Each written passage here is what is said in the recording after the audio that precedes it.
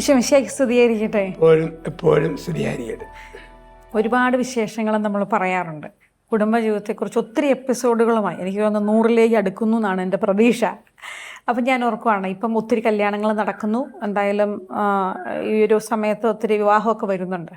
അപ്പം വിവാഹം കഴിയുമ്പോൾ കുടുംബമാവും, കുടുംബനാഥനും കുടുംബനാഥയൊക്കെ ആവും. അപ്പം ചെറുപ്പക്കാർക്കും നിലവിലുള്ള കുടുംബനാഥന്മാർക്കും കുടുംബനാഥന്മാർക്കും ഒക്കെ പഠിക്കാൻ പറ്റിയ അച്ഛൻ്റേതായ ചില ടിപ്സ് ഉണ്ട്, ചില പൊടിക്കൈകൾ, അല്ലെങ്കിൽ ഞങ്ങൾ അറിഞ്ഞിരിക്കേണ്ട ചില പാഠങ്ങൾ. എന്താണ് വിവാഹം കഴിഞ്ഞ് ഒരു കുടുംബമായി കഴിയുമ്പോൾ കുടുംബനാഥൻ എന്താണ്, കുടുംബനാഥ എന്താണ്, അവരെങ്ങനെയാണ് ആയിത്തീരേണ്ടത്, എന്താണ് സംഭവിക്കുന്നത്?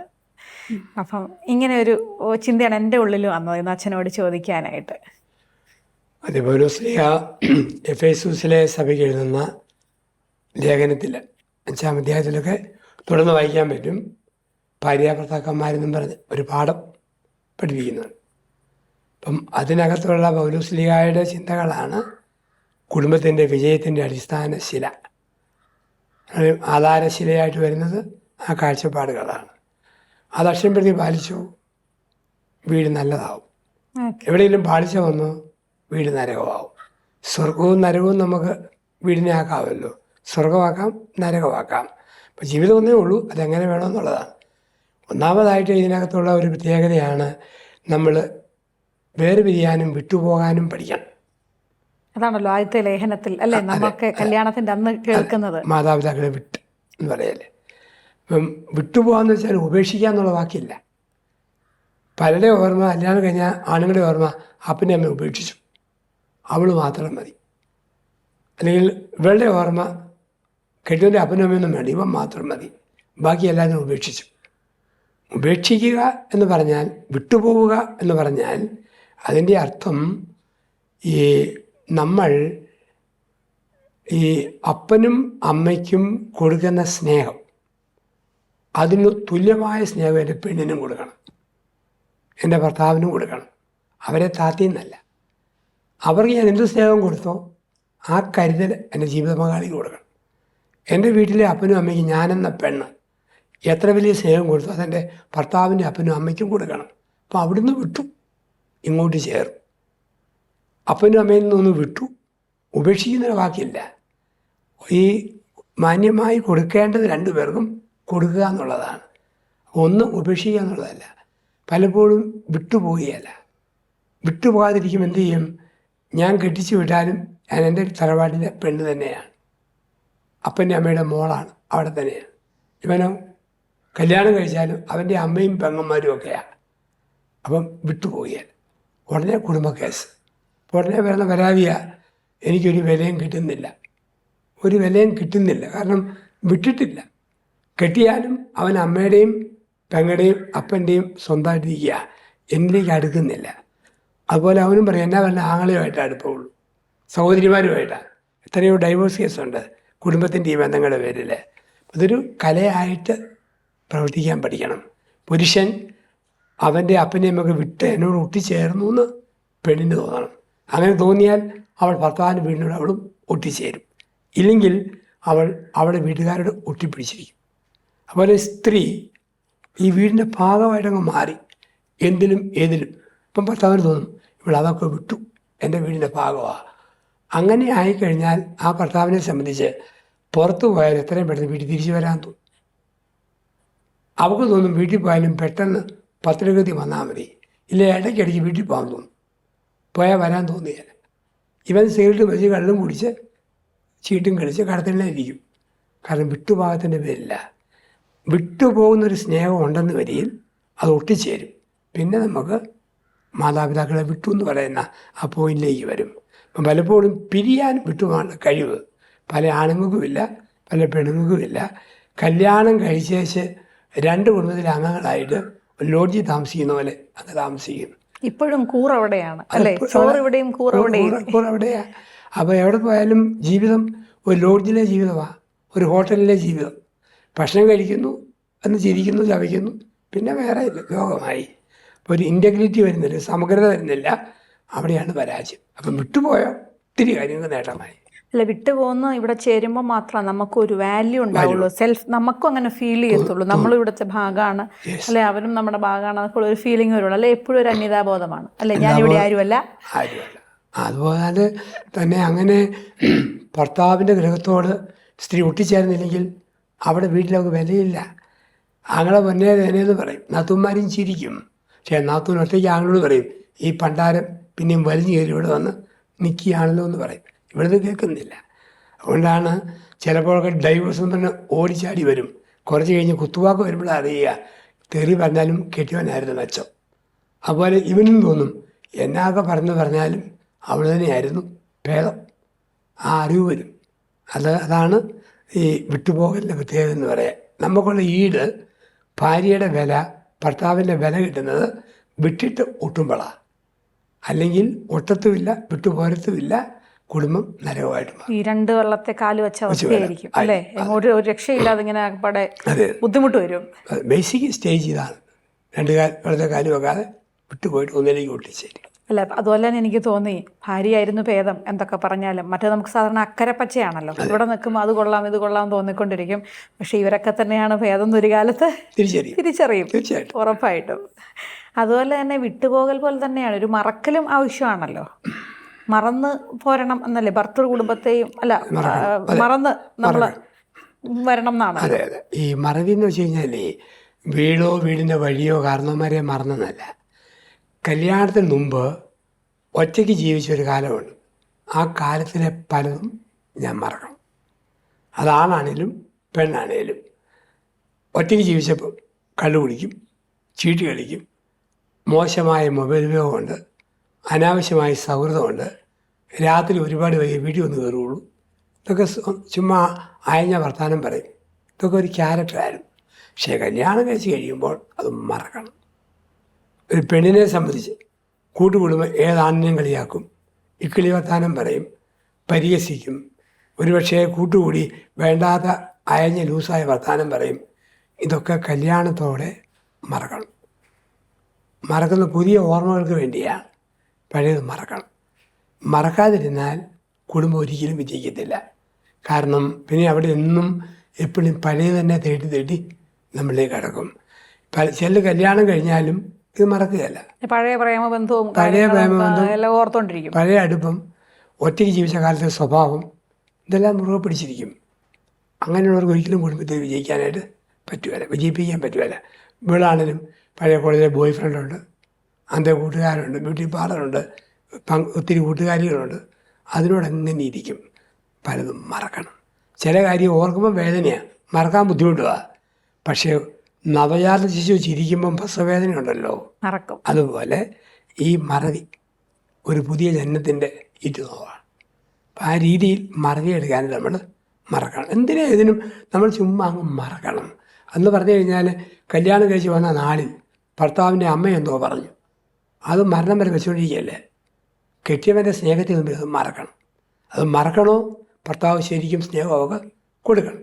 ഭാര്യയുടെ ആങ്ങളെ എന്തോ എന്ന് പറഞ്ഞു, പിന്നെ ഫോൺ വിളിയില്ല, കത്തടപാടില്ല, നീ ആ വീട്ടിൽ പോകണ്ടെന്ന് പറഞ്ഞു. പക്ഷെ ചില കാര്യം ചുമ്മാ അങ്ങ് മറക്കണം. ഓക്കെ, ഒരു വികാരത്തിൽ പറഞ്ഞതാണ്, അതങ്ങ് മറക്കണം. അപ്പോൾ ഇന്ന് മറവി രോഗമുള്ള ആൾക്കാരുണ്ട്. മറവി രോഗം പിന്നെ രോഗമായിട്ട് വേണ്ട, മനഃപൂർവ്വം മസിൽ പിടിച്ച് പോട്ടെ, അങ്ങനെ മറക്കാൻ കഴിയണം. നമ്മൾ എല്ലാം ഓർത്തുകൊണ്ടിരുന്നാൽ എവിടെ അന്ത്യം. എന്തെല്ലാം ഇപ്പം ജീവിതത്തിൽ നൈമിഷിക ദുഃഖം ഉണ്ടാക്കിയ എത്രയോ വർത്തമാനങ്ങൾ, എത്രയോ കമൻറ്റുകൾ, എത്രയോ മുഖങ്ങൾ, അതിനെയൊക്കെ നമ്മൾ മറന്നല്ലോ. അങ്ങനെ മറന്നില്ലെങ്കിൽ നമുക്ക് ജീവിക്കാൻ പറ്റുമോ? ഒരുപക്ഷെ ഒരിക്കലും എൻ്റെ ജീവിത പങ്കാളി പറഞ്ഞ കാര്യം എന്നും ഓർത്തുകൊണ്ട് പിന്നെ എന്നേലും ഇണങ്ങാൻ പറ്റുമോ? ഒരിക്കലും പറ്റിയല്ല. അല്ലെ മക്കൾ പറഞ്ഞ വാക്ക് ഒരമ്മ അപ്പൻ വെച്ചുകൊണ്ടിരുന്നാൽ പിന്നെ എങ്ങനെ ഐക്യപ്പെടാൻ പറ്റും? മറവി ജീവിതത്തിൽ വലിയൊരു ഭാഗ്യമാണ്, ഒരു വലിയ ഭാഗ്യമാണ്. അപ്പം ആ രീതിയിൽ മറക്കണം. ഒറ്റയ്ക്ക് ജീവിച്ച കാലത്ത് ആർജിച്ച സ്വഭാവം മറക്കണം. ഒപ്പം കല്യാണം കഴിഞ്ഞ് ഉണ്ടായ കുഞ്ഞു അനുഭവങ്ങൾ, ആദ്യകാല അനുഭവങ്ങൾ, നൊമ്പരങ്ങൾ ഒക്കെ നമ്മളങ്ങ് മറക്കണം. എല്ലാവരുടെയും വിചാരം ആദ്യകാലത്ത് ഭയങ്കര സ്വീറ്റ് ആണെന്നാണ്. പക്ഷെ നേരെ തിരിച്ച് ആദ്യകാലത്താണ് ഇങ്ങനത്തെ ഓരോരോ മറക്കാൻ പറ്റാത്ത ഓരോരോ ഇൻസിഡൻസുകളൊക്കെ ഉണ്ടാകുന്നത്. പക്ഷെ ഞങ്ങൾ ഈ സ്ത്രീകളാണ് ഇക്കാര്യത്തിൽ കുറച്ച് ബലഹീനതം തോന്നുന്നു. സ്ത്രീകളെ പറ്റി പറയുന്നത് അങ്ങനെയല്ലേ, ക്ഷമിക്കും പക്ഷെ മറക്കില്ല എന്നാണല്ലോ, ഭയങ്കര ഓർമ്മയാണ്. പക്ഷെ എന്നാലും ക്ഷമിക്കുന്നത് കൊണ്ട് പോട്ടെ പോട്ടെ എന്ന് വെച്ചിട്ട് ഇടയ്ക്കിടയ്ക്ക് ഓർമ്മ വന്നാലും അങ്ങ് പൊക്കോളും ഈ വണ്ടി എന്നാണ് എനിക്ക് തോന്നുന്നത്. പല കാര്യങ്ങളും ഒക്കെ എന്നാലും ഞങ്ങൾ ഓർത്ത് വെച്ചാലും ഞങ്ങൾ അങ്ങനെ വളരെ സ്ട്രിക്റ്റ് ആയിട്ട് നിൽക്കാറില്ല. അതങ്ങ് വളരെ സ്മൂത്തായിട്ട് അങ്ങ് കൊണ്ടുപോകാൻ പറ്റാറുണ്ട്. വികാരപരമായിട്ടൊരു ഓർമ്മ പോലെ വന്നാലും വേറെ ചില നന്മകൾ ഓർത്തുകൊണ്ട് അതെ, ഒരു ചിരിച്ചു തള്ളുക, മനഃപൂർവ്വം ക്ഷമിച്ച് തള്ളിക്കളയും. അതുപോലെ ഒരു മരണം കൂടി ഉണ്ടോ വിവാഹ ജീവിതത്തിൽ? മറക്കലും മരിക്കലും. മരണമുണ്ട് തീർച്ചയായിട്ടും. കാരണം വിവാഹത്തിൽ ഒരു മരിക്കൽ ഉണ്ട്. എന്നിലെ പഴയ മനുഷ്യൻ മരിച്ചു, ആ ഒരു മരണം ആവശ്യമാണ്. മരണം ഇല്ലെങ്കിൽ ജീവിതം വിജയിക്കത്തില്ല. എവിടെയുണ്ടല്ലോ ഒരു മരണം. കാരണം ഓരോ സ്റ്റേജിൽ ഒരു മരണമുണ്ട്. ബാല്യകാലം മരിച്ചാലേ കൗമാരവും, കൗമാരം മരിച്ചാലേ യുവത്വവും, യുവത്വം മരിച്ചാലേ മിഡിൽ ഏജും, അത് മരിച്ചാലേ വാർദ്ധക്യവും, അവസാനം അങ്ങ് മരിച്ചു തീരുക. ഒരു മരണം. ഓരോ നിമിഷവും ഒരു മരിക്കൽ നടക്കും. അത് ശരീരത്തിനെ മാത്രമല്ല. ഉദാഹരണം, എനിക്കിഷ്ടമില്ലാത്ത ഒരു കമൻറ്റ് എൻ്റെ ഭർത്താവ് പറയുമ്പം ഞാൻ പോട്ടെ എന്ന് വെക്കുമ്പം എന്നിലെ ഞാൻ ഒന്ന് മരിച്ചു. ഇഷ്ടമില്ലാത്ത റിമാർക്ക് എൻ്റെ ഭാര്യ പറയുമ്പോൾ സഹിച്ചേക്കാം, വീടിൻ്റെ നന്മയ്ക്ക് വേണ്ടിയല്ലേ. ആ വിട്ടുവീഴ്ചയിൽ ഒരു മരണമുണ്ട്. മക്കൾ വളർന്നു വരുമ്പം പേരൻസിനെ മനസ്സിലാക്കാത്തൊരു കമൻറ്റ് പറയുമ്പം ആ കമൻറ്റ് സാരമില്ല പോട്ട് എന്ന് വെക്കുമ്പം അപ്പനമ്മമാരുടെ ഒരു മരണമുണ്ട്. അവർക്കായതുപോലെ ആകാൻ പറ്റുന്നില്ല, പറഞ്ഞതുപോലെ പ്രതികരിക്കാൻ പറ്റുന്നില്ല. ചുമ്മാ അങ്ങ് മരിച്ചു കൊടുക്കുക, താന്നു കൊടുക്കുക. ഇത് വിവാഹത്തിൽ വളരെ പ്രധാനപ്പെട്ടതാണ്. രണ്ടുപേരും ഒരേ രീതിയിൽ മനോഭാവത്തിൽ ഒതുക്കാനും ശക്തമാകാനും ശ്രമിച്ചു പോയോ വിജയിക്കത്തില്ല. ചിലർക്ക് ചുമ്മാ ഇത്ര നല്ല അമ്മമാരാ, ആണുങ്ങളെക്കാൾ കൂടുതൽ ഭാര്യമാർ. സാരമില്ല, മാറും, അങ്ങ് വിട്ടേക്കും. കെട്ടിയവന്മാരും ചിലപ്പോൾ ചില ചൂടാവും, ചിലർക്കും സാരമില്ല, ഇതൊക്കെ ജീവിതത്തിൻ്റെ ഭാവമല്ലേ. സത്യം. ആ ഒരു മരിക്കലുണ്ട്. അത് അങ്ങനെ മരിച്ചാലേ കുടുംബത്തിന് വിജയമുള്ളൂ. അപ്പം നമുക്കറിയാം ഒരു വിട്ടുപോകലുണ്ട്. ഒപ്പം നമ്മൾ പലതും മറക്കാൻ പഠിക്കണം. മറവി. മറ്റൊന്ന് ഒരു മരിക്കൽ. എൻ്റെ ഇഷ്ടങ്ങൾക്കും എൻ്റെ താല്പര്യങ്ങൾക്കും ഞാനങ്ങ് മരിച്ചു. ശരിക്കും പറഞ്ഞാൽ ഈഗോയ്ക്ക് നേരെ ഓപ്പോസിറ്റായി മരിക്കല്. പക്ഷെ അതിൻ്റെ സുഖം എത്രമാത്രമാണെന്ന് ഈ ഈഗോയിസ്റ്റുകൾക്ക് പറഞ്ഞാലും മനസ്സിലാവില്ല അല്ലേ. നമ്മൾ ഇടയ്ക്കിടയ്ക്ക് ഇച്ചിരി മരിച്ച് പോട്ടെ എന്ന് നോക്കുമ്പോൾ ആരോഗ്യത്തിനും മനസ്സിനും ഒക്കെ പ്രത്യേകത ഒരു സുഖമാണ് ശരിക്കും, ഒരു ശാന്തതയും. മറ്റതിങ്ങനെ വലിഞ്ഞു മുറുകയാണല്ലോ, വിട്ടുകൊടുക്കാതെ ഇങ്ങനെ നിൽക്കുമ്പോൾ ഉള്ള ഒരു അവസ്ഥ. ശരിക്കും നേരെ തിരിച്ച് അച്ഛൻ പറഞ്ഞാൽ അങ്ങനെ ചെയ്യാൻ പറ്റുമ്പോൾ ഒരു വലിയൊരു ആനന്ദമുണ്ട്, ഒരു ആത്മീയ ആനന്ദം എന്നൊക്കെ പറയുന്നൊരു സാധനം ഭയങ്കരമായിട്ട്. ആത്മീയാനന്ദമുണ്ട്.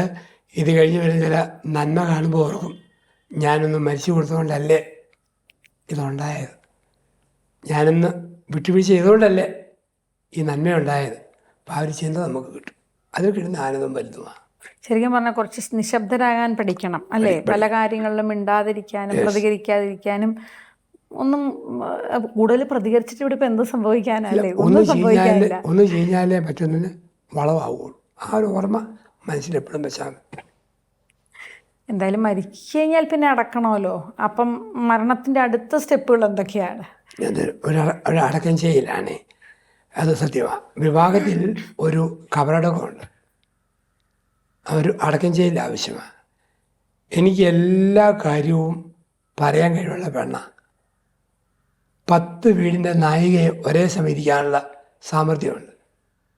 പക്ഷേ ചില കാര്യങ്ങളിൽ ഭർത്താവിന് ഇഷ്ടപ്പെടുകയല്ലേ, ഞാൻ എൻ്റെ ആ സാമർഥ്യം അടക്കം ചെയ്യണം.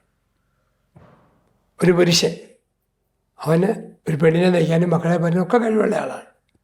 അങ്ങനെ ഉള്ളപ്പോഴും ഇടയ്ക്ക് ചില കാര്യം ഭാര്യയ്ക്കും മക്കൾക്കും വേണ്ടി അവൻ്റെ ഈഗോയെ അവൻ അടക്കം ചെയ്യണം.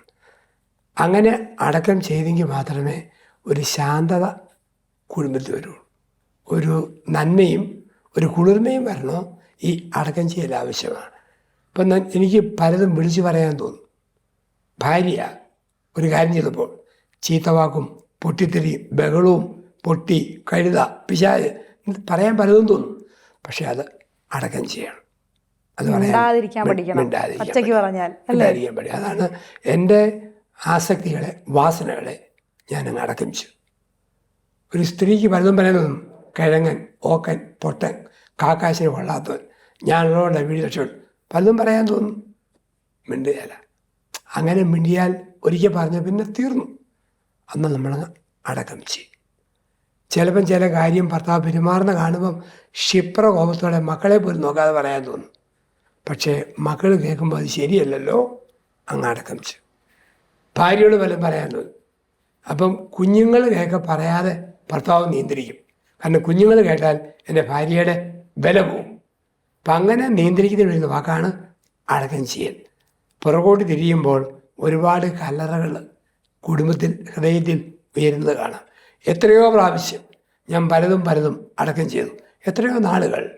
അങ്ങനെ അടക്കം ചെയ്തതിൻ്റെ ഫലമാണ് ഇന്നത്തെ കുടുംബം. ഇല്ലെങ്കിൽ ഇന്ന് കാണുകയല്ല. അപ്പോൾ ഇത് ഒന്നാമതായിട്ട് വിട്ടുപോകലാണ്, ഒപ്പം പലതും മറക്കലാണ്. മറ്റ് എൻ്റെ വ്യക്തിപരമായൊരു മരണമാണ്. 4, എൻ്റെ വികാരങ്ങളെയും എൻ്റെ ചോദനകളെയും ചുമ്മാ അടക്കം ചെയ്യുന്നു. അതുവഴി ഒരു വലിയ നന്മയ്ക്ക് വേണ്ടി ചുമ്മാ കുടിച്ചിരുന്നതല്ല, ഒരു വലിയ നന്മ മുന്നിൽ കണ്ടുകൊണ്ട് ചില കാര്യം വാ പൂട്ടുന്നു. ഒരക്ഷരം മിണ്ടുന്നില്ല. നിൻ്റെ വാക്കുകൾ അതെ അതെ എന്നും അല്ല എന്നും ആയിരിക്കണം. അപ്പം അത് മക്കൾക്കൊരു മാതൃക, ജീവിതത്തിൽ വലിയൊരു ബലവുമായിട്ട് മാറും. ഞാൻ അച്ഛൻ പറഞ്ഞപ്പോൾ ഞാൻ ഓർക്കുമായിരുന്നു, ചിലരിങ്ങനെ അടക്കം ചെയ്യും, സഹിക്കുകയൊക്കെയാണ്. പക്ഷേ അവർ ആ ഒരു ഉപരി നന്മയോ ഇതിലുള്ളൊരു പോസിറ്റിവിറ്റിയോ കണ്ടില്ലെങ്കിൽ അവർക്ക് ചിലപ്പോൾ മാനസികമായ സ്ട്രെസ്സോ വേറെ വല്ല സൈക്കോസൊമാറ്റിക് ഇൽനെസ്സോ ആയിട്ട് അത് പുറത്തും വരും. പക്ഷെ ഇങ്ങനെ കണ്ടിട്ടാണ് അവർ അങ്ങനെ ചെയ്യുന്നതെങ്കിൽ അതിനൊരു പോസിറ്റിവിറ്റി ഉണ്ട്. അത് പലപ്പോഴും ഇങ്ങനെ ഓർക്കാറില്ലേ, സഹിച്ചും ക്ഷമിച്ചും മടുത്തു എന്തെങ്കിലുമൊക്കെ പ്രതികരിക്കണം. ചിലരിങ്ങനെ എടുത്തു ചാടി പ്രതികരിച്ച് കഴിഞ്ഞിട്ടാണ് പിന്നെയാണ് അവർക്ക് ഓർമ്മ തന്നെ വരുന്നത്. അപ്പോൾ ഇങ്ങനെ ഒത്തിരി പല കാറ്റഗറീസൊക്കെ ഉണ്ടാവുമല്ലോ കൗൺസിലിങ്ങിനും അതിനൊക്കെ വരുന്നവർ. നമ്മുടെ പേഴ്സണാലിറ്റി നമ്മൾ ഉദ്ദേശിക്കുന്നിടത്ത് നിൽക്കില്ലല്ലോ പലപ്പോഴും. ആത്മീയത കണ്ടുകൊണ്ട് ചെയ്താലേ അർത്ഥം. നമ്മുടെ ബുദ്ധിപരമായ കാൽക്കുലേഷൻ വെച്ചും അങ്ങനെ കൗണ്ട് ചെയ്തു പോയാൽ എപ്പോഴേലും ഒന്ന് പൊട്ടിത്തെറിയും. ദൈവികതയും ആത്മീയതയും ഉള്ളിൽ കൺട്രോൾ ചെയ്താൽ ഇതിനൊക്കെ ഒരു ഫലമുണ്ട്. അപ്പോൾ തീർച്ചയായിട്ടും അവസാനത്തെ ഒരു പോയിന്റിലേക്കും കൂടെ കടക്കണമെന്ന് തോന്നുന്നു. നമ്മളെന്തായാലും അടക്കിയ സ്ഥിതിക്ക് എന്തായാലും കുടുംബത്തിലെ ഏറ്റവും പ്രധാനപ്പെട്ട ഘടകം, അല്ലെങ്കിൽ ഭാര്യയും ഭർത്താവും മാത്രമല്ല, കൂടെ ഒരാളും കൂടി ഉണ്ട്, എപ്പോഴും ഇത് പറയുന്നതാണ്. അപ്പം തമ്പുരാൻ എന്തായാലും മരിച്ചടക്കപ്പെട്ട് ഉയർത്തെഴുന്നേറ്റ ആളാണെങ്കിൽ വിവാഹ ജീവിതത്തിൽ നമുക്കും ഉണ്ട് ഒരു പുനർജീവിതവും ഉയർപ്പൊക്കെ. അല്ല, ഈ നമ്മൾ പ്രത്യേകിച്ച് ഈ നോമ്പിൻ്റെയൊക്കെ കാലഘട്ടത്തിൽ അങ്ങനെ ചേർത്ത് വെച്ച് ചിന്തിക്കുന്നതും നല്ലതാണ്. പൗലോസ്ലീഹ പറയുന്നു, ക്രിസ്തുവിനോട് ചേർത്ത് അടക്കപ്പെട്ടവർ അവനോട് ചേർന്ന് ഉയർത്തെഴുന്നേൽക്കും. ഇപ്പോൾ ഒരു ഉത്ഥാനം, ഒരു പുനർജന്മം വിവാഹത്തിൽ അനിവാര്യമായ ഭാഗമാണ്. ഒരു പുതുജന്മം എന്ന് പറഞ്ഞാൽ ഒറ്റയ്ക്ക് ജീവിച്ച പലതും ആർജിച്ച പലതും വിവാഹത്തിന് ശേഷം പങ്കാളിയുമൊത്ത് അഡ്ജസ്റ്റ് ചെയ്യാൻ പഠിക്കണം. അതാണ് പുനർജന്മം. ഒറ്റയ്ക്കായിരുന്നപ്പോൾ പള്ളിയിൽ പോകാൻ മടിയുള്ള ഭർത്താവാണ്. പക്ഷെ വിവാഹം കഴിഞ്ഞപ്പോൾ ഭാര്യയെ പ്രതി, മക്കളെ പ്രതി പള്ളിയിൽ പോകണം. ഒറ്റയ്ക്ക് ജീവിച്ചപ്പം കുമ്പസാരിക്കാൻ മടിയായിരുന്നു. പക്ഷെ വിവാഹത്തിന് ശേഷം ഭാര്യ, മക്കൾ, കുടുംബത്തെ പ്രതി നമ്മൾ കുമ്പസാരിക്കാൻ പോകണം. ഒറ്റയ്ക്കായിരുന്നപ്പോൾ ബൈബിൾ വായനയില്ല. പക്ഷേ ഒരുമിച്ചായി കഴിയുമ്പോൾ അതിലേക്ക് വരണം. ഒറ്റയ്ക്കായിരുന്നപ്പോൾ പലതും ഞാൻ നോ പറഞ്ഞതാണ്. പക്ഷേ കുടുംബത്തിൽ എൻ്റെ ഭാര്യയുമായി എൻ്റെ ഭർത്താവുമായി അഡ്ജസ്റ്റ് ചെയ്ത് ചില കാര്യങ്ങളോട് ഞാൻ യേസ് പറഞ്ഞ് സഹകരിക്കേണ്ടി വരും. അതുകൊണ്ടാണ് ഈ ഒറ്റയ്ക്ക് ജീവിച്ച ജീവിതം തുടർന്നും ജീവിക്കാനാണെങ്കിൽ പെണ്ണ് കെട്ടരുത്, അവൾ വിവാഹിതയാകരുത്. അതുകൊണ്ടാണ് പറയുന്നത്, ലഹരിക്ക് അടിമയായ ഒരുത്തൻ ലഹരി കഴിക്കാം, ഇഷ്ടം പോലെ കഴിക്കാം, അവന് കല്യാണവും കഴിക്കാം, പക്ഷെ അവനൊരിക്കലും മക്കളെ ജനിപ്പിക്കരുത് എന്നാണ് പറയുന്നത്. കാരണം തലമുറകളിലേക്ക് അവൻ്റെ ശാപം പേറും. അതുകൊണ്ടാകാൻ പാടില്ല. ഒരു പുനർജനിക്കൽ ആവശ്യമാണ്. ജനിക്കാൻ പോകുന്ന കുഞ്ഞിനെ ഓർത്ത്, കൈ കിട്ടിയ പാർട്ട്ണറെ ഓർത്ത് ഞാൻ ഒരു പുനർജന്മം, ഇന്നലെ വരെ എൻ്റെ ഇഷ്ടങ്ങൾ മാറി ഒരു പുതിയ പുനർജന്മം. അപ്പം ആ ഒരു ജന്മം വിവാഹത്തിലില്ലേ. ഒരു സ്ത്രീ അവൾക്ക് ഒലത്തിയതും വറുത്തതും ഒക്കെ ഭയങ്കര ഇഷ്ടമാണ്, അതിൻ്റെ മണം. പക്ഷേ ഗർഭിണിയാകുമ്പം ഓക്കാനിക്കാൻ വരും. പഴയ ഇഷ്ടം മാറി. അവൾക്ക് പിന്നെ വാളംപുളി പുളിയം മാങ്ങ ഇഷ്ടമായി. പഴയ ഇഷ്ടം മാറി, ഒരു പുതിയ ഇഷ്ടം അങ്ങോട്ട് വന്നു. ഇതാണ് പുനർജനിക്കൽ. ഞാൻ എന്നിൽ നിന്നും എൻ്റെ ഭർത്താവിലേക്ക് വളരുകയാണ്. ഞാൻ എന്നിൽ നിന്നും എൻ്റെ ഭാര്യയിലേക്ക് വളരുകയാണ്. എന്നിൽ നിന്നും എൻ്റെ മക്കളിലേക്ക് വളരുകയാണ്. ഒരു പുനർജനിക്കലാണ്. ഒപ്പം എൻ്റെ കുടുംബം വിട്ട് മറ്റൊരു കുടുംബത്തിലേക്ക് ഞാൻ പടർന്നു കയറുക.